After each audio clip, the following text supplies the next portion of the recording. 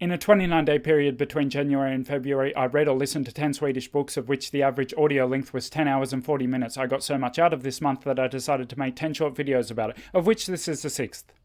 Try saying that real fast. Oh wait, I just did. This particular video is about how to spend an hour or two a day reading or taking in audiobooks in your target language, and how that's plenty. That will do just fine. But if you want to see the whole series, a link for the playlist will be in the description. And if you want to see a set of articles I wrote about this, which are now differing from the videos quite drastically as I turn more of them into videos, they're just becoming different things. A link to my Patreon will also be in the description. So that's cool. Let's go. So pretty much everyone I've told about this whole 10 books in a foreign language in a month thing has been impressed by the scale of that. No one's been like, oh yeah, I guess that's okay.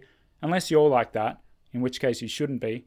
How rude. Now I can understand that that does sound like a lot, but I have access to all of them as audiobooks, which means I know exactly how long they are. And the total for the 10 was 107 hours. Like I said, an average of 10 hours and 40 minutes each. But depending on the speed of the narration and what I was doing at the same time, I generally found that 1.2 times speed, or 120%, was my preferred listening speed. Mostly I would understand the book better at that speed than I would at normal speed, because at normal speed there was enough time for my thoughts to wander and I would drift off. But it turns out that finding the right conditions for my attention to be completely on the story and the events in the book was quite a counterintuitive journey. So there's going to be more details on that in a later video.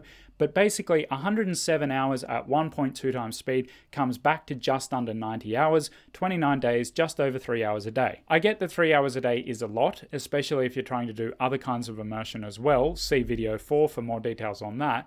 But I think we can agree that 3 hours a day just sounds like a good amount of exposure to your target language. Whereas 10 books in a month in a foreign language sounds almost superhuman. Is it a bird? Is it a plane? Oh, it's reading man.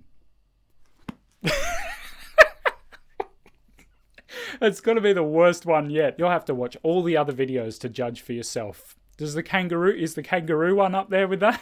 By the same logic, if you read for 90 minutes a day in your target language, you should get through about 5 books a month. Now, obviously, if you're at a lower level, then the books will need to be at a lower level.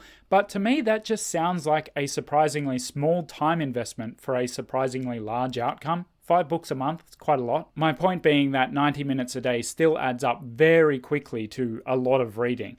One disadvantage of spending 3 hours a day reading in my target language was that it did start to feel like a day where I could only squeeze in 1 hour was like a rest day where I'd done nothing at all. It feels like it's going to take a whole year to get through a book at 1 hour a day. Now, obviously that's not true. Mathematically, it should take like 9 to 12 days to get through a whole proper size book at an hour's reading a day, which is still like, 32 to 35 books a year. That's not bad. An hour reading a day for 32 to 35 books a year. I'm going to guess that most people watching this have never read that many books in their target language. And I don't really think that anyone who can access YouTube can't find an hour a day for their target language, especially if we're talking about audiobooks. While you're exercising, while you're cleaning, while you're commuting. Obviously, these are classics, but do you actually do it? I know a lot of people who want to listen to audiobooks while they're driving, but they get in the car and go, oh, no, I haven't sorted anything out. I'll just listen to the radio. That time adds up very, very quickly. I actually now look forward to being sent a long way away for work so that I can get that time. Another one is just getting up 20 minutes earlier. Now, I know people are going to say, oh, no, I'm way too tired. But if you get up 20 minutes earlier, you'll go to bed earlier and you'll probably just feel better rested anyway. And you've just got to keep reminding yourself, if you can squeeze in an hour a day of reading or listening, then in a year, you'll get through 32 to 35 books. And at 2 years of doing that, and you will know your language really well. That's it for this one. The next video in the series is talking about the importance of the narrator to the audiobook. I'm really looking forward to talking about this. Tack för att ni tittade på. Vi ses sen. Hej!